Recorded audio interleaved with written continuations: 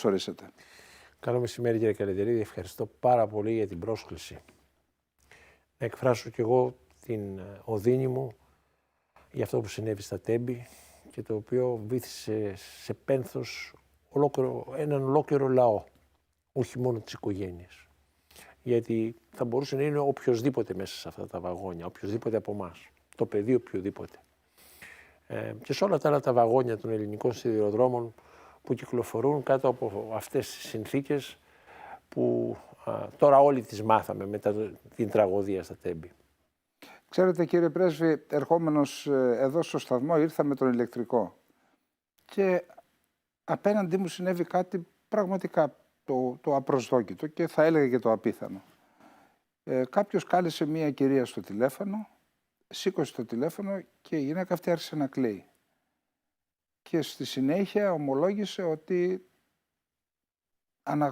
τον αναγνώρισαν, αυτό άκουσα, άρχισε να κλαίει, αναγνώρισαν κάποιο συγγενή της. Θέλω να πω ότι είναι δίπλα μας η τραγωδία, μέσα στα σπίτια μας, στη γειτονιά μας ή στον απέναντί μας.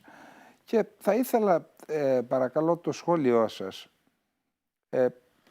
Πώς σχολιάζετε αυτό το γεγονός, πώς είναι δυνατόν εν έτη 2023 να συμβαίνει ένα τέτοιο τραγικό δυστύχημα, το οποίο θα μπορούσε να συμβεί πριν από 60, 70 και 80 χρόνια. Δηλαδή την εποχή της ψηφιοποίησης των πάντων. Την εποχή που διάβασα, ξέρετε, αυτές τις μέρες, τις μαύρες μέρες, πολλά πράγματα στο διαδίκτυο. Κάποιος είπε, μας παίρνουν με ηλεκτρονικούς πληστηριασμούς στα σπίτια μας και ακόμα είναι χειροκίνητα τα τρένα. Πώς σχολιάζετε, πώς κρίνετε εσείς αυτό το τραγικό δυστύχημα? Το δυστύχημα εξηγείται, αλλά δεν δικαιολογείται με τίποτα. Εξηγείται, ο σιδηρόδρομος είναι ο φτωχός συγγενής των μεταφορών στο ελληνικό κράτος από συστάσεώς του, από τότε που ο Χαρίλαος Τρικούπης προσπάθησε να φέρει τα τρένα και στην Ελλάδα και για πολύ συγκεκριμένους λόγους ουδέποτε δόθηκε βάρος στην ανάπτυξή τους, ιδίως όταν έπρεπε, ιδίως μεταπολεμικά, όταν η Ελλάδα ξεπέρασε άλλα προβλήματα και μπήκε σε μια περίοδο σταθερότητας, ανάπτυξης. Τώρα η κατάσταση εκεί, η έλλειψη δηλαδή ουσιαστικής σηματοδότησης και η εναπόθεση όλων των ευθυνών στους ώμους ενός ανθρώπου, ο οποίος, όποιος και είναι αυτός, που δεν ήταν κάποιος σπουδαίος, ήταν με 6 μήνες, δείχνει το επίπεδο στελέχωσης του ελληνικού κράτους. Γιατί οι σιδηρόδρομοι δεν μπορεί να είναι, ακόμη και αν υπάρχει ένας ιδιώτης που τους εκμεταλλεύεται, η υποδομή τους δεν μπορεί να είναι υπόθεση του ιδιώτη. Πάνω σε αυτά τα τρένα, πάνω σε αυτές τις σιδηροτροχές που κινούν τα τρένα, ανεβαίνουν τα παιδιά όλων. Πρέπει να είναι υπόθεση του κράτους. Οι υποδομές πρέπει να είναι υπόθεση του κράτους. Όπως η ποιότητα των αεροδρομίων, όπως η ποιότητα των λιμανιών δεν μπορεί να είναι υπόθεση ενός ιδιοκτήτη, ενός ιδιώτη, πρέπει να είναι υπόθεση του ελληνικού κράτους. Το ελληνικό κράτος λοιπόν είναι αυτό που βλέπουμε και ειλικρινά εύχομαι σε άλλους κρίσιμους τομείς όπως οι ένοπλες δυνάμεις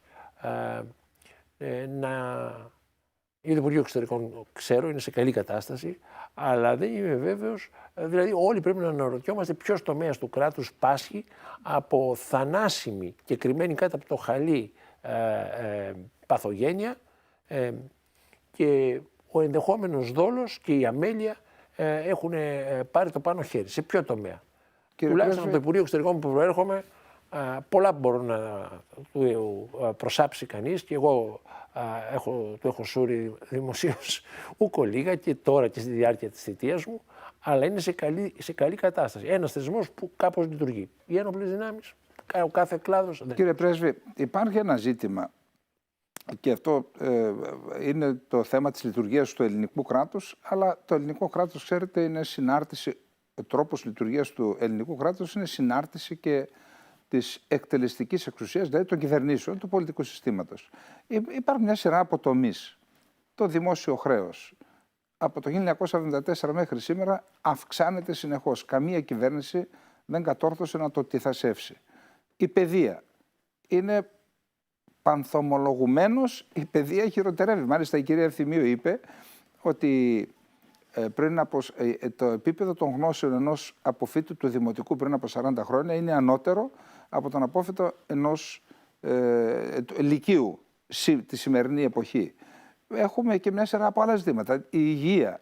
Ίσως είμαστε η τελευταία χώρα που το φακελάκι βασιλεύει και υπάρχουν τα ράντσα και τα σοβαρά προβλήματα στην υγεία. Υπάρχει ακόμα και το δημογραφικό. Βλέπουν οι κυβερνήσεις δεκαετίες τώρα την Ελλάδα να γερνάει, το δημογραφικό να παίρνει εφιαλτικές διαστάσεις και κανένας δεν έχει κάνει τίποτα. Και φυσικά στη σειρά... Κύριε Καλυτερίδη, επιτρέψτε μου να κάνω μια σύγκριση με μια χώρα που υπηρέτησε 4 χρόνια και την ξέρω καλά. Την τελευταία τετραετία μου, τη Φινλανδία. Εκεί το κράτος είναι η συλλογική έκφραση, είναι η θεσμική έκφραση του λαού. Η κοινωνία αισθάνεται ότι το κράτος είναι δικό της. Και συνεπώς ό,τι είναι δημόσιο δεν την χάνει ούτε απαξίας ούτε αδιαφορίας. Οι πολίτες το φροντίζουν όπως φροντίζουν τον κήπο τους, όπως φροντίζουν το σπίτι τους. Και αισθάνονται ότι μετέχουν. Τα κόμματα και οι κυβερνήσεις. Και κατ' επέκταση τα κόμματα και οι κυβερνήσεις. Στην Ελλάδα το κράτος επιβλήθηκε στον επαναστατημένο ελληνικό λαό μετά τον αγώνα της ανεξαρτησίας από τους Βαβαρούς. Έγινε αντιληπτό σαν μια συνέχεια του Οθωμανικού κράτους. Ποτέ η ελληνική κοινωνία, παρά μόνο σε σπάνιες στιγμές, δεν αισθάνθηκε το κράτος δικό της. Αυτό νομίζω είναι μια ιστορική εξήγηση. Δεν είναι όμως, το επαναλαμβάνω, μια δικαιολογία. Δηλαδή όλοι εμείς, η ελληνική κοινωνία, όλοι εμείς που τη συναποτελούμε, έχουμε τις ευθύνες μας. Μηδέν μου εξαιρουμένου, έτσι. Έχουμε τις ευθύνες μας για το γεγονός ότι αυτό που λέμε δημόσιο και απαξιωτικά δεν αισθανόμαστε ότι είναι ένα κομμάτι από μας. Και δεν διεκδικούμε αυτά που διεκδικούμε για τον ιδιωτικό μας βίο, για την ατομική μας περιουσία, δεν τα διεκδικούμε και για το δημόσιο. Εγώ δεν παριστάνω τον παντογνώστη, δεν τα ξέρω όλα. Η δικιά μου εμπειρία είναι από έναν πολύ περιορισμένο αλλά κρίσιμο τομέα. Όταν βλέπω λοιπόν διάφορες πολιτικές οικογένειες, διάφορους ανθρώπους οι οποίοι λειτουργούν στο μοντέλο του Πετρόμπεϊ Μαυρομιχάλη να θέλουν να συνεκμεταλλευτούν, δηλαδή να εκχωρήσουν τον εθνικό μας πλούτο στον οποιονδήποτε, στο Τρίνινταντ και τον Πάγκο. Ας μην πάρουμε την Τουρκία. Πώς το κάνουν, την ιδιωτική τους περιουσία είναι πάρα πολύ σφιχτή και άκαμπτη. Είναι όμως πολύ large και πολύ γενναιόδοροι με αυτό που αποτελεί δημόσιος, δηλαδή αυτό που συμβαίνει στην Ελλάδα με τους υδρογονάνθρακες. Το γεγονός ότι είναι μια πηγή εσόδων για την ελληνική κοινωνία που θα μπορούσε να είχε αναπτυχθεί από τα τέλη της δεκαετίας του 2010, δηλαδή 12-15 χρόνια πριν από τώρα. Και τώρα να δρέπουμε τους καρπούς αυτής της επένδυσης. Το γεγονός λοιπόν ότι έχει συστηματικά απαξιωθεί και μάλιστα οι ίδιοι που το θάβαν τόσα χρόνια έρχονται και εν ώψη εκλογών κουνούνε σε κάποιους στην τοπική τους εκλογική πελατεία ότι τώρα θα εξορίξουμε και θα υπάρξουν και δουλειές. Αυτό το πράγμα, το γεγονός δηλαδή ότι το σμαράγδι του στέματος της δημόσιας περιουσίας που είναι ο ρηκτός πλούτος της χώρας. Ο εθνικός πλούτος που ανήκει στην ελληνική πολιτεία θα μπορούσε να λύσει μια σειρά από προβλήματα, από το χρέος μέχρι την παιδεία, μέχρι την ιατρική περίθαλψη, μέχρι και τους έρμους σιδηρόδρομους. Ότι αυτό το πράγμα λοιπόν προτίθεται να το συνεκμεταλλευτούν. Προτίθεται, επί χρόνια δεν άφηναν μεγάλες εταιρείες, κολοσσούς. Πρότευαν στο Συμβούλιο Επικρατείας, έπαιρναν διαρκείς αναβολές οι αποφάσεις, διότι ο Σύλλογος Κοιτοειδών Ανοιχτής Θαλάσσης ήταν πολύ δυνατότερος από τον κολοσσό της ExxonMobil στους συμβούλους της Επικρατείας, στο επίπεδο του Συμβουλίου της Επικρατείας. Λοιπόν, όταν το πολιτικό διοικητικό κατεστημένο, όταν δηλαδή το ελληνικό κράτος συμπεριφέρεται κατά αυτόν τον τρόπο, γιατί συμπεριφέρεται? Γιατί φοβάται τον ίδιο το λαό. Στη Φινλανδία το κράτος δεν φοβόταν το λαό του. Δεν απαιτούσε υπεύθυνες δηλώσεις. Εμπιστευόταν τους πολίτες του και οι πολίτες εμπιστευόντουσαν το κράτος. Λοιπόν, Εντάξει, κύριε Πρέσβη, νομίζω ότι εξαντλήσαμε το θέμα. Αν και είπατε μία λέξη η οποία είναι πραγματικά, θα έλεγα ότι λειτουργεί και σαν αλεξικέραυνο στην ελληνική κοινωνία, συνεκμετάλλευση. Θα αντιπαρέλθω, αν έχουμε χρόνο στο τέλος της εκπομπής, θα επανέλθουμε σε αυτό το θέμα και θα πάω σε ένα τεράστιο ζήτημα που απασχολεί. Δηλαδή, αν κάποιος έρθει και ζητήσει να συνεκμεταλλευτεί το ακίνητο που νοικιάζει ένας Έλληνας, θα γίνει της κολάσεως. Αλλά να συνεκμεταλλευτούν κάποιοι τρίτοι, και δεν λέω Τούρκους επειδή είμαι αντιτρούς, οποιοδήποτε σας λέω, η Αργεντινή να ήταν. Το ελληνικό πολιτικό σύστημα και το ελληνικό πολιτικό κατεστημένο ούτε μία αντίρρηση έχει. Γιατί δεν καλεί τον τρίτο να συνεκμεταλλευτούν? Αν έχουμε χρόνο, θα το δείξουμε ως τελευταίο θέμα. Αλλιώς, εκτός από τους εμπλεκομένους, επαναλαμβάνω. Εκεί λοιπόν, ο μεγάλος χαμένος είναι ο Ουκρανικός λαός, είναι το Ουκρανικό κράτος, υπάρχουν και κερδισμένοι. Αυτόν, κάνοντας μια αποτίμηση αυτό το 12 μηνών πολέμου,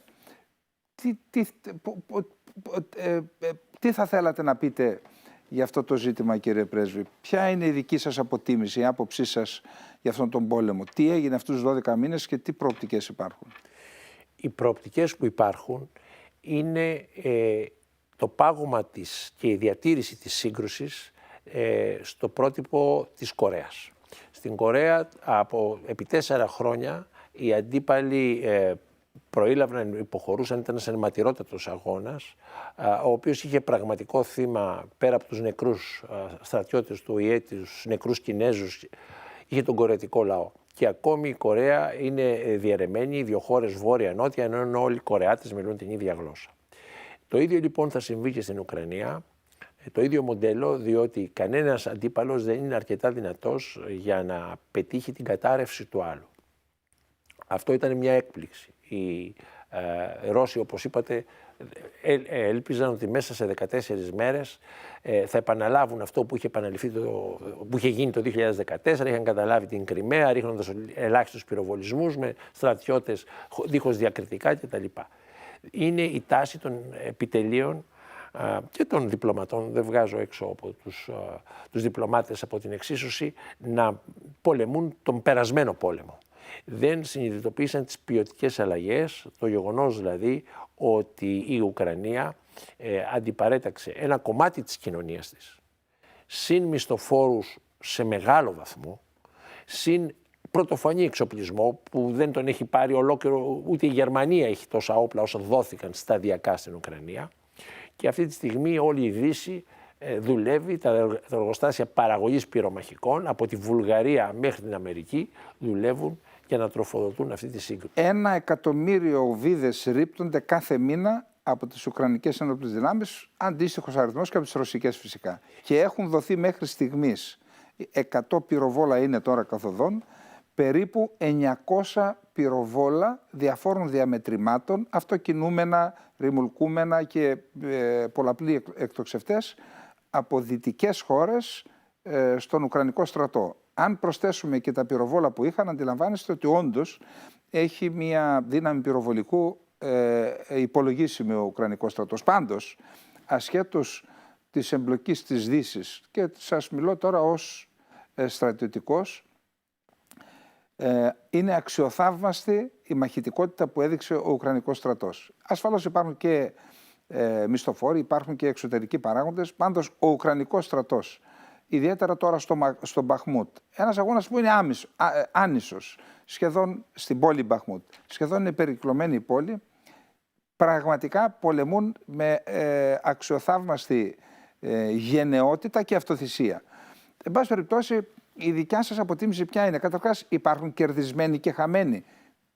Ποιους κατατάσσετε στους χαμένους και ποιους στους κερδισμένους? Χαμένη είναι πρώτα απ' όλα η ίδια η Ρωσία, η οποία όχι μόνο δεν πέτυχε το στόχο της να καταλάβει την Ουκρανία και να αλλάξει την κυβέρνηση και να εγκαταστήσει ένα καθεστώς τύπου Λευκορωσίας, διεκδικώντας το σύνολο της χώρας.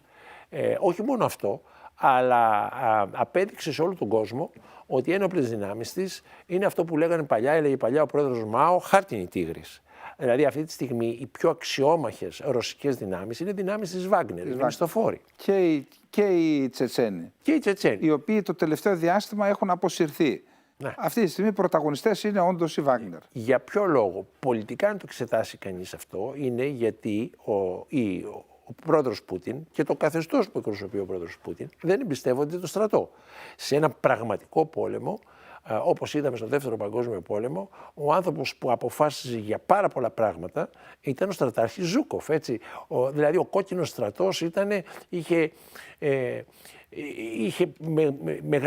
πολύ μεγαλύτερη επιρροή από όσοι μπορούσε να ανεχθεί τότε το καθεστώς. Και γι' αυτό μόλις τέλειωσε ο πόλεμος, όλοι αυτοί οι άνθρωποι πήγαν στο δεύτερο και τρίτο πλάνο και επιβεβαιώθηκε πάλι ο ηγέτης Στάλιν.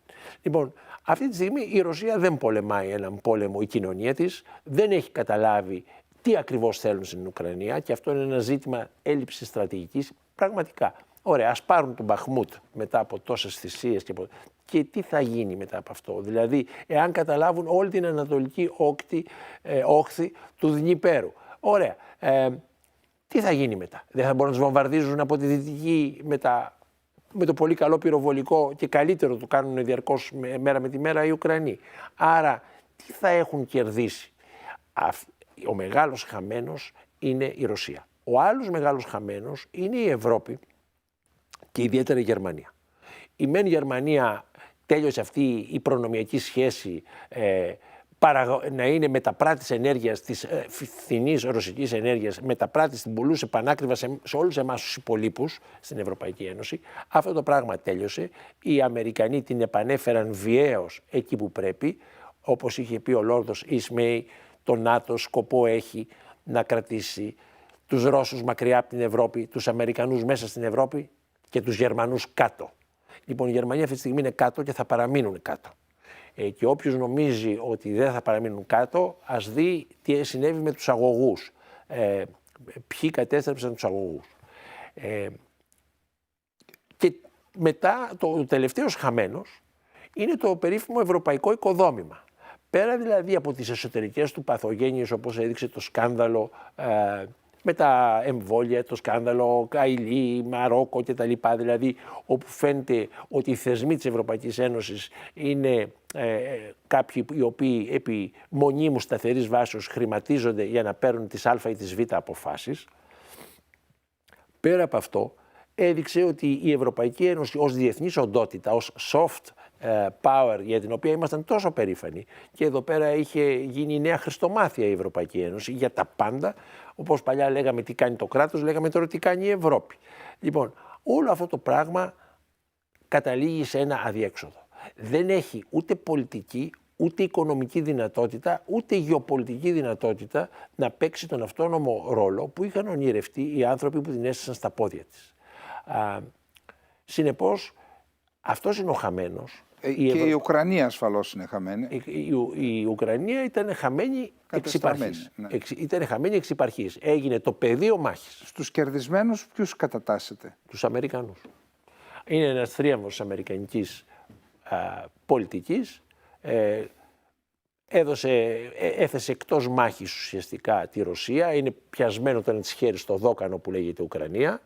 Και προχωράει να αντιμετωπίσει την Κίνα, ο οποίος είναι ο μεγάλος αντίπαλος, χωρίς η Κίνα να έχει την εφεδρεία της Ρωσίας. Αυτός είναι ο λογαριασμός. Η Κίνα δεν είναι κερδισμένη? Η Κίνα είναι εκ των πραγμάτων κερδισμένη, διότι έχει και de facto πλέον και de jure έχει γίνει το κέντρο της οικονομικής δραστηριότητας του κόσμου. Αυξάνει δραματικά λόγω του πολέμου στην Ουκρανία. Έχει κάθε δικαίωμα να αυξήσει το πολεμικό της οπλοστάσιο, ήδη αυξάνει το πυρηνικό οπλοστάσιο, αγοράζει ουράνιο σε τεράστιες ποσότητες και φτιάχνει και με τη βοήθεια της Ρωσίας νέα τακτικά πυρηνικά όπλα αλλά και στρατηγικά πυρηνικά όπλα και ετοιμάζεται για τη μάχη με τις Ηνωμένες Πολιτείες. Συνεπώς, αυτή είναι η εκτίμησή μου και πιστεύω ότι η Ευρώπη θα έχει την τύχη των πόλεων που είναι πολύ κοντά στο μέτωπο. Φυτοζωούν, έχουν ένα περίεργο τρόπο ζωής. Δηλαδή η πολεμική σύγκρουση στην Ουκρανία κάνει την Ευρώπη, το Παρίσι, το Βερολίνο κτλ. Πόλεις μεγάλες, τις κάνει μια ζώνη των πρόσω. Είναι κοντά. Η οικονομία μας, η οικονομία η ευρωπαϊκή εξαρτάται από τις τύχες του πολέμου και από τις παροχές που ο πραγματικός κυριάρχος στις ΗΠΑ επιτρέπουν πλέον στους Ευρωπαίους. Κύριε Πρέσβη, δύο υποερωτήματα. Ο κύριος Μακρόν είχε πει λίγους μήνες πριν τον πόλεμο ότι το ΝΑΤΟ είναι εγκεφαλικά νεκρό. Και είδαμε να επιδεικνύει απίστευτα αντανακλαστικά, να συσπυρώνεται και να έχει αυτή τη δράση που έχει. Άρα δεν κατατάσσεται στους κερδισμένους και το ΝΑΤΟ? Το ΝΑΤΟ, όπως είπα επαναλαμβάνοντας τον ορισμό του Λόρδου Ισμέη, του πρώτου του Βρετανό στην καταγωγή Γενικού Γραμματέα, το ΝΑΤΟ είναι ένα εργαλείο των Ηνωμένων Πολιτειών για να... το οποίο δεν λειτουργούσε όμως πριν τον πόλεμο και τώρα λειτουργεί. Είχε φτάσει να μην λειτουργεί. Ναι. Και εδώ, γι' αυτό είπα ότι είναι κερδισμένες οι Ηνωμένες Πολιτείες. Εκεί που πραγματικά το εργαλείο τους κόντευε να σκουριάσει, κατάφεραν με πολύ ευφυείς ελιγμούς, όσο όμως και κοινικούς, που είχαν θύματα αυτά που βλέπουμε στην Ουκρανία και που έχουν και θύμα το επίπεδο ζωής στην Ευρώπη, κατάφεραν να το επαναφέρουν σε πλήρη ισχύ. Συνεπώς, ο πρόεδρος Μακρόν είχε κάνει μια διαπίστωση η οποία δεν άντεξε. Όπως έλεγε και η μητέρα του Ναπολέοντα Βοναπάρτη, αρκεί να διαρκέσει, pourvu que ça dure. Λοιπόν, αυτό το πράγμα δεν διήρκησε. Οι Αμερικανοί πέτυχαν την ολική επαναφορά και ο πρόεδρος Μακρόν και η γαλλική κοινωνία είναι αντιμέτωποι με μια σειρά από αδιέξοδο. Κύριε Πρέσβη, δεν ήθελα την εκτίμησή σας εδώ. Το 2024 είναι έτος εκλογών στις ΗΠΑ. Και ήδη διαβάζουμε και πληροφορούμαστε ότι υπάρχουν προβλήματα στο Κογκρέσο, υπάρχουν και συντηρητικοί ρεπουμπλικάνοι και προοδευτικοί δημοκρατικοί, οι οποίοι ζητούν το λογαριασμό για ό,τι δίνεται στην Ουκρανία, είτε στρατιωτική βοήθεια είτε άλλη. Εάν λοιπόν αναπτυχθεί αυτή η ρητορική προεκλογικά, υπάρχει πιθανότητα να επηρεάσει τον τρόπο με τον οποίο οι ΗΠΑ στηρίζουν την Ουκρανία, είτε σε στρατιωτικό είτε σε άλλο επίπεδο, και αυτό να επηρεάσει, αν θέλετε, και τη διάρκεια του πολέμου? Μια εκτίμηση θέλω γι' αυτό. Εκτίμησή μου είναι ότι την Ουκρανία δεν την στηρίζει ο αμερικανικός λαός, ο απλός Αμερικανός πολίτης. Την στηρίζει το στρατιωτικό, βιομηχανικό σύμπλεγμα που κυριαρχεί στις ΗΠΑ. Αυτό το είχε περιγράψει με πολλή ενάργεια ήδη από τη δεκαετία του 50 ο πρόεδρος Άιζενχάουερ. Συνεπώς, δεν πρόκειται να κουραστούν αυτοί οι άνθρωποι να στηρίζουν, αυτές οι μεγάλες εταιρείες και οι μεγάλοι όμιλοι να στηρίζουν την Ουκρανία, γιατί από αυτήν και από την διεξαγωγή του πολέμου θησαυρίζουν. Αυτοί που δεν θησαυρίζουν και έχουν προβλήματα στο βιωτικό τους επίπεδο είναι ο Αμερικανός ψηφοφόρος. Αλλά όποιος έχει παρακολουθήσει το αμερικανικό, την εκλογική συμπεριφορά των Αμερικανών πολιτών, καταλαβαίνει ότι υπάρχουν όλα τα μέσα για να εκτονωθεί και να διοχετευθεί κατάλληλα και επωφελώς για τα δύο μεγάλα κόμματα. Μέσα στα δύο μεγάλα κόμματα υπάρχουν άνθρωποι οι οποίοι λένε ότι πρέπει να τεθεί ένα τέλος στην ανεφόρον υποστήριξη της Ουκρανίας. Από ποιους όμως? Από τους ίδιους τους συμπατριώτες. Και υπάρχουν και άνθρωποι οι οποίοι λένε όχι, θα μάθετε να ζείτε λιγότερο καλά, αλλά η προσπάθεια στην Ουκρανία, τα κέρδη δηλαδή για τους ομίλους που εκπροσωπούν, θα είναι περισσότερα. Αυτή είναι η βασική αντίφαση των ΗΠΑ, η οποία δεν αποκλείεται να πάρει και βίαιες μορφές. Έχουμε δει εσχάτως ότι η απελπισία μια σειρά κοινωνικών ομάδων τις οθεί σε βίαιες διαδηλώσεις, ιδίως παραμονές των εκλογών κτλ. Εκτός αν νομίζει κανείς ότι αυτό που συνέβη όταν ο πρόεδρος Τραμπ έχασε ήταν απλώς μια συνωμοσία. Δηλαδή αυτά που διηγείται στο Hollywood. Ήταν ένα σοβαρό κοινωνικοπολιτικό φαινόμενο, το οποίο δεν ήταν της στιγμής. Ναι, αυτό καλλιεργήθηκε και οι ρίζες του υπάρχουν ακόμα στην αμερικανική κοινωνία. Το αίματα που τα προσέγγισαν θετικά, στο τέλος όμως εμφανίστηκε ένα αδιέξοδο. Για το ζήτημα λοιπόν αυτό που αφορά την περιοχή μας και τη γειτονιά μας, θα μιλήσουμε με τον κύριο Πρέσβη. Κατά την άποψη σας, κύριε Πρέσβη, τι προοπτικές υπάρχουν να λυθεί με την παρέμβαση της Ευρωπαϊκής Ένωσης αυτό το καυτό ζήτημα του Κωσυφοπεδίου? Είναι ένα ζήτημα που ζητάει τη λύση του.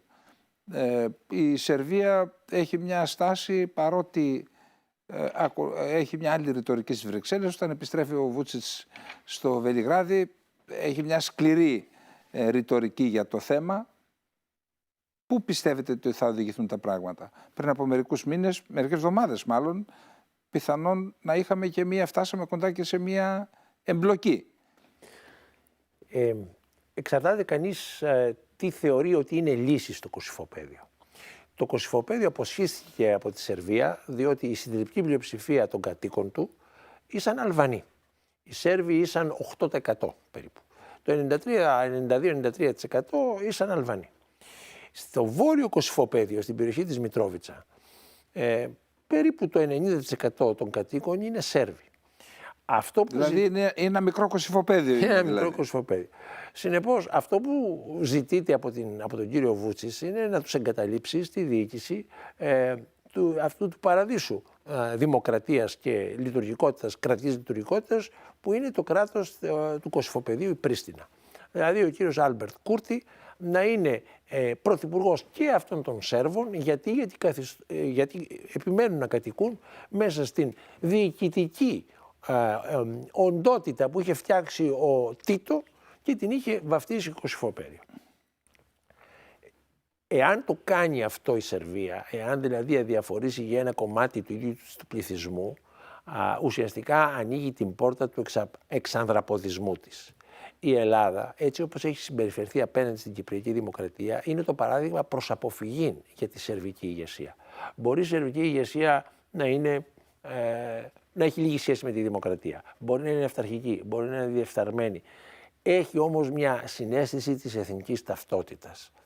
Και δεν μπορεί να αδιαφορήσει, γι' αυτό που και καμία ελληνική ηγεσία δεν μπορεί να αδιαφορήσει, όταν δηλαδή θα αρχίσει να πέφτει το λεπίδι σε αυτούς τους πληθυσμούς. Διότι, να μην γελιόμαστε, αυτοί που κυβερνούν στο Κόσοβο είναι η μετεξέλιξη του Τσακά.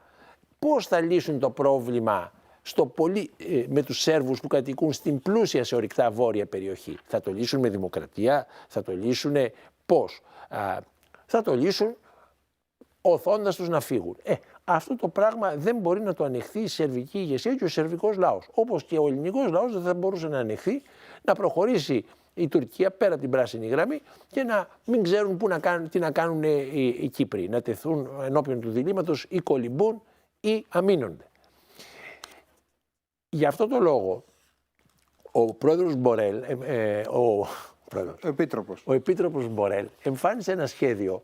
Δεν ξέρουμε τα 11 σημεία, δεν τα έχει ανακοινώσει ο Μπορέλ. Ξέρουμε το περιεχόμενό τους από τις δηλώσεις που έχουν κάνει οι δύο πλευρές.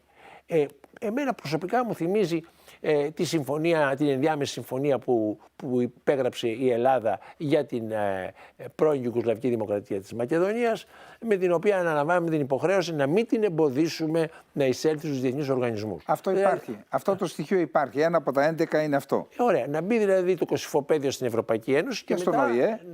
Και στον ΟΗΕ. Εντάξει, στον ΟΗΕ είναι η Σερβία, αλλά στην Ευρωπαϊκή Ένωση, αν μπει, και στο ΝΑΤΟ, αν μπει το Κωσυφοπαίδιο, μετά η πόρτα για τη Σερβία είναι κλειστή. Και όχι μόνο απλώς κλειστή. Η Σερβία θα αντιμετωπίζεται από αυτούς τους οργανισμούς ως εχθρικό κράτος. Συνεπώς, ο κύριος Βούτσιτς, ακόμη και αν στις Βρυξέλλες μαγεύεται σε προσωπικό επίπεδο, όταν γυρίζει πίσω στο Βελιγράδι, όπου τα πράγματα είναι πάρα πολύ αυστηρά και οι άνθρωποι η δυτική προπαγάνδα τους θεωρεί απολύτης τους κτλ. Δεν έχετε παρά να δείτε πώς ζωγραφίζονται οι Σέρβοι στα έργα προπαγάνδας της δεκαετίας του 90, εκεί πέρα συναισθάνεται ότι δεν του επιτρέπεται. Δηλαδή υπάρχει μια λαϊκή αντίσταση μέσα στη Σερβία που δεν επιτρέπει την εκχώρηση του Κωσυφοπεδίου και της Σερβίας στη συνέχεια. Εμείς ως ελληνικό κράτος θα πρέπει να είμαστε πάρα πολύ προσεκτικοί. Αυτό που επιχειρεί να κάνει το Κόσοβο είναι μοντέλο για τον κύριο Τατάρ. Εάν μας ενδιαφέρει λοιπόν η ακεραιότητα της Κυπριακής Δημοκρατίας, εάν μας ενδιαφέρει η Κυπριακή Δημοκρατία να έχει το μονοπόλιο της νομιμότητας στην διεθνή κοινότητα και να μην γίνει δημοκρατία της Νότιας Κύπρου, θα πρέπει να είμαστε πολύ προσεκτικοί με το τι κάνουμε στο Κωσυφοπέδιο. Κύριε Πρέσβη, θα μου επιτρέψετε να κάνω Γι' αυτό είχαμε στείλει εκεί για να ασκήσει πολιτική επί του πεδίου τον γνωστό βουλευτή, τον κύριο Πάτσι, ο οποίος είναι ένας άνθρωπος ο οποίος, αν μη τι άλλο, λύνει τα προβλήματα με τον τρόπο που αισθάνονται όλοι οι Έλληνες στο πετσί τους. Λοιπόν, θα μου επιτρέψετε να κάνω μια δύσκολη ερώτηση. Υπάρχουν τάσεις, αν θέλετε απαντάτε φυσικά, στο Υπουργείο Εξωτερικών που ζητούν από την Ελλάδα είτε μια λύση πακέτο με την Αλβανία που θα συμπεριλαμβάνει και την αναγνώριση του Κωσυφοπεδίου, είτε απλή αναγνώριση του Κωσυφοπεδίου? Υπάρχουν τάσεις τέτοιες στο Υπουργείο Εξωτερικών και προτάσεις και εισηγήσεις υπηρεσιακών παραγόντων? Υπάρχουν ξένοι παράγοντες, ξένες πρεσβείες και πολύ ισχυρές, οι οποίες κάνουν τη δουλειά τους και κατεβάζουν προς το Ελληνικό Υπουργείο Εξωτερικών διάφορες προτάσεις, διάφορες εισηγήσεις. Μέσα στο Υπουργείο Εξωτερικών υπάρχει μια διπλωματική υπηρεσία, η οποία αυτή τη στιγμή, οι συνάδελφοι που είναι επικεφαλής της είναι της σειράς μου, και ξέρω ότι μερικοί από αυτούς που είναι στα πιο κρίσιμα πόστα είναι εξαιρετικοί διπλωμάτες, εξαιρετικοί πατριώτες, και θα ήταν περήφανη οποιαδήποτε ξένη υπηρεσία, από το Foreign Office μέχρι το State Department, να τους είχε στις τάξεις. Να έχει τέτοιο επίπεδο και τέτοιες ποιότητες. Αυτή είναι η πρώτη που προτιμήσει το Ελληνικό Υπουργείο Εξωτερικών. Από εκεί και πέρα, το πρόβλημα δεν είναι μέσα στην διπλωματική υπηρεσία. Το πρόβλημα είναι στην πολιτική ηγεσία. Ο Καποδίστριας έλεγε κάτι για τους φιλίκους των ξένων. Οι διπλωμάτες είναι συνηθισμένοι και ο ρόλος τους είναι να ξομολογάνε τους ξένους και να ακούνε τι θέλουν οι ξένοι. Σαφώς, ναι. Και αυτό το κάνουμε πολύ καλά. Από εκεί και πέρα, εάν θα υπακούσουμε ή όχι, ή θα κάνουμε αντιπροτάσεις, αυτή είναι δουλειά, είναι επιλογή μάλλον της πολιτικής ηγεσίας. Οι εισηγήσεις πάντοτε υπάρχουν, και καλές και κακές. Η πολιτική ηγεσία όμως, αυτή ψηφίζει ο λαός, δεν ψηφίζει τους διπλωμάτες, αυτή διαλέγει. Λοιπόν, είδαμε μία ανακοίνωση από την Ουάσιγκτον που λέει το εξής, κύριε Πρέσβη, ότι ενώ, αν δεν κάνω λάθος, το 2018 που ο κύριος Τραμπ αποφάσισε να παγώσει την συμφωνία με το Ιράν για τα πυρηνικά, χρειαζόταν 12 μήνες, περίοδος 12 μηνών, για να έχει σχάσιμο υλικό το οποίο μπορεί να χρησιμοποιηθεί σε κατασκευή πυρηνικού όπλου. Τώρα αυτή η περίοδος έχει συντμηθεί στις 12 ημέρες. Δηλαδή, με βάση τις δυνατότητες που έχει αποκτήσει αυτή τη στιγμή το Ιράν, μπορεί σε 12 μέρες να έχει σχάσιμο υλικό το οποίο μπορεί να χρησιμοποιηθεί για την κατασκευή πυρηνικής βόμβας. Φυσικά, πάλι αναγράφεται στα σχετικά δημοσιεύματα αμερικανικών μέσων μαζικής ενημέρωσης, μπορεί να αποκτήσει αυτή τη δυνατότητα που έχει αποκτήσει, αλλά και σε περίπτωση που το Ιράν αποκτήσει πυρηνικό όπλο. Τι θα σημαίνει αυτό για την περιοχή μας και αν αυτό μπορεί να λειτουργήσει ως πρόδρομος, να το πω αγοραία, αν ανοίξει την όρεξη στον Ερντογάν, αν υπάρχει ακόμα Ερντογάν, θα το δούμε παρακάτω στο προσκήνιο, να αποκτήσει και η Τουρκία πυρηνικά όπλα. Κύριε Καρεντερίδη, έχω υπηρετήσει στο Ιράν σε μια κρίσιμη περίοδο, όταν ο πρόεδρος Ομπάμα και το ιρανικό καθεστώς είχαν φτάσει σε συμφωνία για ένα πρόγραμμα ελέγχου του πυρηνικού εξοπλισμού του Ιράν και ουσιαστικά ελέγχου του εμπλουτισμού ουρανίου. Από αυτή τη συμφωνία έφυγαν οι Ηνωμένες Πολιτείες. Δεν έφυγε η Ευρώπη, δεν έφυγε η Κίνα, δεν έφυγε η Ρωσία, ούτε το Ιράν. Έφυγαν όμως οι Ηνωμένες Πολιτείες. Και τώρα λέμε ότι κάποιοι ανίχνευσαν κάποια μόρια εμπλουτισμένου ουρανίου σε ποσοστό 90% που είναι ικανό να παράξει όπλο. Με όλη τη γνώση που ξέρω, ούτε το καθεστώς μου είναι αρεστό, έχω πει δημόσια την άποψή μου γι' αυτό, έχω πει ότι τη μεγάλη συμπάθεια που έχω για τον Ιρανικό λαό, ο οποίος αγωνίζεται υπό συνθήκες αδιανόητες και διαμαρτύρεται και διεκδικεί το δικαίωμά του σε ελευθερία και σε δημοκρατικά δικαιώματα. Όμως το καθεστώς δεν νομίζω ότι θέλει να φτιάξει πυρηνικό όπλο. Αν υποθέσουμε ότι το φτιάχνει ή ότι επιχειρεί να το φτιάξει και επιχειρεί να εκβιάσει με αυτό, είναι σαν τον άνθρωπο ο οποίος έχει μόνο μία πέτρα στη σφεντόνα του και όλοι οι άλλοι έχουν πολυβόλα. Δηλαδή Δίπλα του είναι το Πακιστάν, πυρηνική δύναμη. Δίπλα του είναι η Ινδία, πυρηνική δύναμη. Το Ισραήλ, πυρηνική δύναμη. Η Ρωσία. Η Ρωσία, πυρηνική δύναμη. Η Κίνα, πυρηνική δύναμη. Αν όλοι έχουν πολύ περισσότερα πυρηνικά όπλα. Άρα σε έναν πυρηνικό ανταγωνισμό, δηλαδή αν έριχνε ένα πρώτο πλήγμα το Ιράν στο Ισραήλ, που είναι εντελώς, όποιος πιστεύει την προπαγάνδα μπορεί να το πιστεύει έτσι. Όποιος συζητήσει καταλαβαίνει ότι το τελευταίο πράγμα του περνάει από το μυαλό. Θα καταστραφεί πολλαπλώς. Συνεπώς, πιστεύω ότι το Ιράν, ναι, έχει μπει ξανά στο μάτι της Δύσης και δικαίως για τη βοήθεια που δίνει με πολύ συμβατικά μέσα στη Ρωσία να διεξάγει τις επιχειρήσεις της στην Ουκρανία. Το Ιράν είναι μια συμβατική δύναμη και η αξία του και είναι επίφοβος στους αντιπάλους του, όπως έδειξε ο πόλεμος του 2006 στο Λίβανο, όπου η Χεσμολά με Ιρανούς coach, με Ιρανούς προπονητές, επέτυχε μια μεγάλη νίκη απέναντι στο Ισραήλ. Συνεπώς είναι σε συμβατικό επίπεδο επίφοβο για τους αντιπάλους του. Αλλά διαφωνώ και σας λέω δεν πηγάζει επειδή μου είναι αρεστός ο πρόεδρος Ραϊσί, ένας ηγέτης με τον οποίο διαφωνώ, αλλά δεν νομίζω ότι θέλει να χρησιμοποιήσει πυρηνικά όπλα. Για ποιο λόγο? Να εξαπλώσει την Ισλαμική Επανάσταση στη Σαουδική Αραβία, δηλαδή τους χωρίζει χάος. Οι Ιρανοί είναι Σιήτες, οι άλλοι είναι Σουνίτες, έχουν διαφορετική αντίληψη για το Ισλάμ, πολύ μεγαλύτερη από την απόσταση που χωρίζει Ορθόδοξους διαμαρτυρόμενους Καθολικούς. Είναι ουσιαστικά δύο θρησκείες κάτω από το ίδιο όνομα. Δεν λοιπόν βλέπω τι το πυρηνικό όπλο θα βοηθούσε το Ιράν. Απλούστατα το Ιράν προσπαθεί να διαπραγματευτεί την αποδοχή του από τη Δύση ως περιφερειακής δύναμης.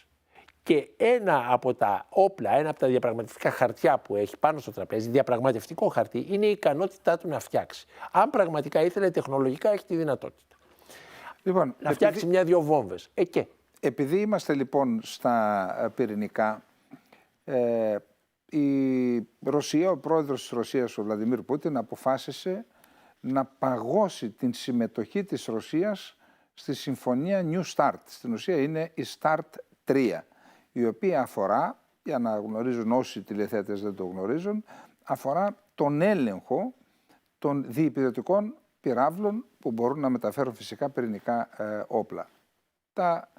Αυτά τα καταστροφικά όπλα που τώρα πλέον με το πάγωμα διαγράφεται ένα θολό τοπίο σε σχέση με το θέμα. Τι πιστεύετε? Οι Ρώσοι είπαν ότι εάν οι Ηνωμένες Πολιτείες της Αμερικής αλλάξουν στάση στο θέμα της Ουκρανίας, τότε μπορούμε να ξεπαγώσουμε και να επανέλθουμε να λειτουργήσει ξανά αυτή η συμφωνία. Μάλιστα θέλουν να βάλουν και την Αγγλία και τη Γαλλία, τα πυρηνικά αυτών των δύο χωρών, να τα εντάξουν στην Start 2. Τι σημαίνει αυτό για την ανθρωπότητα, το πάγωμα της New Start από πλευράς της Ρωσίας? Πιστεύω ότι πρέπει να πάρουμε τις μετρητήσεις αυτά που λέει ο Πούτιν, δηλαδή ότι αν αλλάξει η πολιτική, η Ρωσία δεν θα έχει καμία αντίρρηση να επανέλθει στον έλεγχο για τους διυπηρωτικούς βαλιστικούς πυράβλους που μεταφέρουν πυρηνικό όπλο. Αυτή η πύραυλη είναι η αποθέωση του ψυχρού πολέμου και ο ψυχρός πόλεμος άρχισε να τελειώνει όταν οι Ηνωμένες Πολιτείες και η Σοβιετική Ένωση τότε αποφάσισαν να βάλουν ένα πλαφόν στην αρχή και μετά να προχωρήσουν σε μια αμοιβαία μείωση των πυράβλων αυτών οι οποίοι μπορούσαν να μεταφέρουν από την Σοβιετική Ένωση στη Βόρεια Αμερική και το αντίστροφο πυρηνικά φορτία. Δεν είναι σωστό να συνυπολογίσουμε εκεί το πυρηνικό οπλοστάσιο Γαλλίας Ηνωμένου Βασιλείου, γιατί αυτό δεν είναι διυπηρωτικό. Είναι οι πύραυλοι των Βρετανών και των Γάλλων χρειάζονται να διανύσουν πολύ μικρότερες αποστάσεις. Για αυτούς οι Ρώσοι έχουν το αντίδοτο, το νέο υπερηχητικό πύραυλο που έχουν αναπτύξει και ο οποίος μπορεί να μεταφέρει σημαντικά πυρηνικά φορτία, τάχιστα, ουσιαστικά μη αναχαιτήσιμος, σε αυτές τις αποφάσεις. Συνεπώς, εγώ δεν πιστεύω ότι φεύγουν από τη σύμβαση προκειμένου να αναπτύξουν νέα διπυρωτικά όπλα. Αυτά που έχουν μια χαρά κάνουν τη δουλειά. Αν ήθελε ποτέ να την κάνει κανείς αυτή τη δουλειά που θα σήμαινε το τέλος του πλανήτη. Είναι ένα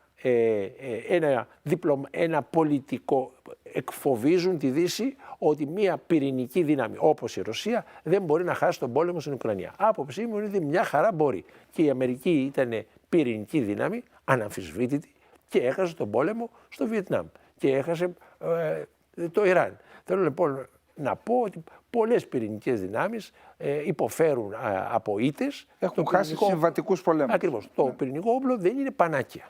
Λοιπόν, πάμε λοιπόν τώρα στη γειτονιά μας. Αφού είπατε στην αρχή για τη συνεκμετάλλευση, πάμε στη γειτονιά μας. Έχουμε πάνω από 50.000 νεκρούς και ίσως άλλους τόσους εγκλωβισμένους, τεράστια κοινωνικά προβλήματα και πολιτικά προβλήματα για τον ίδιο και τον συνεταίρο του, τον Ντεβλέτ Μπαχτσελή. Σκέφτηκε στην αρχή ο ίδιος, αυτά είναι διαρροές από το ίδιο το κόμμα της Δικαιοσύνης και Ανάπτυξης, να μεταθέσει τις εκλογές για τις 31 Μαρτίου του 2024. Με το σκεπτικό ότι αυτούς τους 12 μήνες θα παρέδιδε 309.000 συγκεκριμένα διαμερίσματα στους δικαιούχους, θα τους έδινε ένα κλειδί, μάλιστα εξοπλισμένα λέει θα είναι τα διαμερίσματα, και εννοώ με ηλεκτρικές συσκευές κτλ. Και έτσι θα δημιουργήσει ένα ιδηλιακό σκηνικό μετά την καταστροφή του σεισμού για να κερδίσει και πάλι τις εκλογές. Αυτό στη συνέχεια ανατράπηκε πάλι μέσα από τους κόλπους του ΑΚΕΠΕ και τελικώς αποφάσισε οι εκλογές να γίνουν στις 14 Μαΐου. Τι πιστεύετε? Έχουμε δύο σενάρια. Το ένα είναι να κερδίσει ο Ερντογάν και το άλλο είναι να χάσει. Ας πιάσουμε λοιπόν πρώτα το πρώτο σενάριο. Κερδίζει ο Ερντογάν τις εκλογές. Τι πιστεύετε ότι θα γίνει την επόμενη μέρα στην Τουρκία και στα ελληνοτουρκικά? Εάν κερδίσει ο πρόεδρος Ερντογάν τις εκλογές, θα έχει απέναντί του οπωσδήποτε, έτσι δείχνουν όλες οι δημοσκοπήσεις, ένα κοινοβούλιο εχθρικό προς αυτόν, το οποίο θα έχει εκλεγεί και μία Κυριακή νωρίτερα. Συνεπώς, θα είναι πολύ δύσκολο για τον πρόεδρο Ερντογάν να διοικήσει μια χώρα μόνο με προεδρικά διατάγματα, δηλαδή να μην μπορεί να νομοθετήσει κατά βούληση, όπως έχει συνηθίσει, μέσα στο κοινοβούλιο. Αυτό θα οδηγήσει σε μια εσωστρέφεια την Τουρκία, σε εσωτερικές έρηδες απίστευτες, τις οποίες και η μία και η άλλη πλευρά θα τείνουν να εξισορροπήσουν με εξωτερικές περιπέτειες, δηλαδή να συσπυρώσουν τη χώρα καταφεύγοντας σε έναν εξωτερικό εχθρό. Η χώρα μας είναι ο πρώτος, ο πιο εύκολος αντίπαλος για αυτή τη στρατηγική. Ο αδύναμος κρίκος. Είναι ο μπαμπούλας που μπορεί εύκολα να επικαλεστούν. Βέβαια, τα πράγματα δεν είναι όπως πριν. Νομίζω ότι το σωστότερο πράγμα που έκανε στη θητεία του ο Υπουργός Εξωτερικών, ο κ. Δένδιας, και η ορθότερη πολιτική απόφαση του απερχόμενου Πρωθυπουργού, του κ. Μητσοτάκη, ήταν ότι πήγαν εκεί, στείλαν την ΕΜΑΚ και έδειξαν στην τουρκική κοινωνία ότι οι Έλληνες δεν είναι κάποιοι που θέλουν την καταστροφή της Τουρκίας. Άρα είναι δύσκολο για τον Ερντογάν να το περάσει. Πλην όμως, δύσκολο ξεδύσκολο, δεν του μένουν και άλλες επιλογές. Δεν πρόκειται για τον άνθρωπο ο οποίος χάνει τις εκλογές, ευχαριστεί τους ψηφοφόρους που τον ψήφισαν και πάει σπίτι του. Δεν λειτουργούν έτσι τα πράγματα στην Τουρκία. Δεν ξέρει ο ίδιος ότι μετά μπορεί να καταλήξει στη φυλακή. Ο τεράστιος πλούτος που έχει συσσωρεύσει η οικογένειά του θα είναι ο λόγος. Δεν πήγαμε στο δεύτερο σενάριο. Στο πρώτο είμαστε ακόμα. Λοιπόν, Καταρχάς, αν νικήσει, εγώ βλέπω ότι σταδιακά θα επανέλθει σε αυτή τη ρητορική. Δεν έχει άλλη επιλογή και ταυτόχρονα θα κάνει σαφές σε όλη τη Δύση ότι είναι ακλόνητος. Άρα όλοι αυτοί οι οποίοι σήμερα κάνουν υπομονή με τον Ερντογάν θα τον έχουν μπροστά τους για 4-5 χρόνια. Κύριε Μπορεί να μην αντέξει 4-5 χρόνια και για λόγους υγείας, αλλά για τα επόμενα 1-2 θα τον έχουν. Κύριε Πρέσβη, εδώ υπάρχει ένα ζήτημα. Ξέρετε, το ψυχολογικό προφίλ παίζει πολύ μεγάλο ρόλο στην εκτίμηση των καταστάσεων. Δηλαδή, είναι δυνατόν ο Ερντογάν με αυτό το αυταρχικό στυλ που κυβερνά να δεχθεί μια βουλή που δεν θα του περνάει νόμους? Δηλαδή, νομίζω ότι είναι δύσκολο αυτό, αλλά εν πάση περιπτώσει, ας περάσουμε στο δεύτερο σενάριο.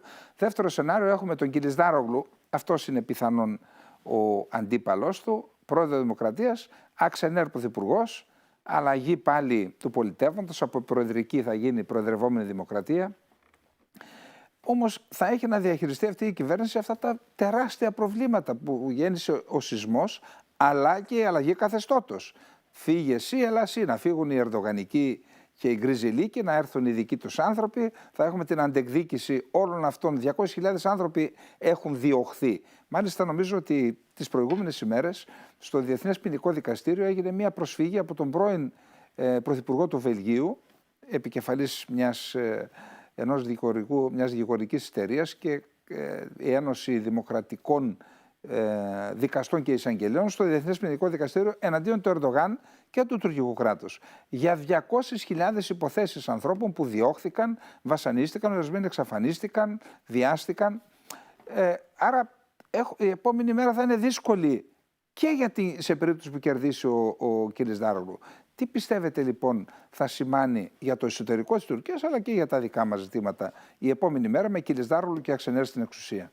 Μετά το σεισμό, καμία επόμενη μέρα, είτε είναι ο Ερντογάν είτε ο Κιλισδάρογλου και Αξενέρ, δεν θα είναι εύκολη. Τρέμω με την ιδέα του τι θα προσφέρουν οι Ηνωμένες Πολιτείες στη νέα τουρκική ηγεσία από τα κυριαρχικά δικαιώματα και από τα νησιά της Ελλάδας, προκειμένου να την ρημουλκίσουν μακριά από τη Ρωσία. Ακριβώς θα είναι νέοι άνθρωποι στην εξουσία, θα είναι όποιος μελετήσει τι λένε τόσο καιρό, τη ρητορική τους, καταλαβαίνει ότι είναι άνθρωποι οι οποίοι υπερακοντίζουν τον Ερντογάν. Τον υπερακοντίζουν σε ρητορικό επίπεδο, αλλά σε ουσία είναι το ίδιο πράγμα. Ζητούν αλλαγή της κυριαρχίας των ελληνικών νησιών. Θέλουν να αναθεωρηθεί προς αυτή την κατεύθυνση η συνθήκη της Λοζάνης. Συνεπώς, θα έχουν ευήκοα ότα στη Δύση οι απαιτήσεις τους. Πρώτα απ' όλα για να αποστρατιωτικοποιηθούν τα νησιά. Ήδη πήραμε από εκεί κάποια πολύ χρήσιμα οπλικά συστήματα, να μην αναπληρωθούν από άλλα εξίσου ικανά. Και αυτό θα είναι το βασικό επιχείρημα, η βασική απέτηση της Τουρκίας, του Κιλιντσάρογλου και της Αξενέρ έναντι της Ελλάδος. Και θα έχουν ισχυρότατους συμμάχους, οι οποίοι δεν έχουν κανένα πρόβλημα αν η Σάμος είναι δίχως βαρύ οπλισμό και δίχως ελληνικό στρατό απάνω. Συνεπώς, πιστεύω ότι αν κερδίσει η αντιπολίτευση, με του πολύ θα αντιμετωπίσουμε από τους ίδιους μας τους συμμάχους αξιώσεις να ικανοποιήσουμε και να διευκολύνουμε την επάνωδο της Τουρκίας στην ανατολική μάνδρα εξόδης μας. Αυτή είναι μια σοβαρή ανησυχία και δεν είναι διόλου προετοιμασμένο το ελληνικό πολιτικό προσωπικό. Η ελληνική πολιτική ηγεσία τι πιστεύει, τι βαφκαλίζεται, ότι μετά τις εκλογές, είτε κερδίσει ο μεν είτε κερδίσει ο δε, θα έρθουν οι Αμερικανοί και θα κάνουν, όπως είπε η κυρία Μπακογιάννη, μια διεθνή διάσκεψη για την Ανατολική Μεσόγειο. Την οποία την έχει ζητήσει ο Ερντογάν πρώτος. Την έχει ζητήσει, το 2021. Ο Τσαβούσογλου έβγαινε και έλεγε ότι πρέπει να γίνει, δεν μπορεί να ισχύσει το διεθνές δίκαιο, πρέπει να γίνει μια πολιτική διάσκεψη, να μοιράσουμε την αποκλειστική οικονομική ζώνη ανάλογα με τις δυνατότητες και τις απαιτήσεις κάθε χώρας. Δηλαδή, ανάλογα με τον πληθυσμό της, ανάλογα με την οικονομική της δύναμη κτλ. Λοιπόν, αυτό λένε και οι πρόθυμοι της ελληνικής πλευράς. Λοιπόν, κύριε Πρέσβη, εγώ σας ευχαριστώ για την πρόσκληση. Υποκλέπτω την υπόσχεσή σας για την επόμενη εκπομπή. Με ευχαριστησή μου. Κυρίες και κύριοι, άλλη μια εκπομπή γεωπολιτικά έφτασε στο τέλος. Να είστε όλοι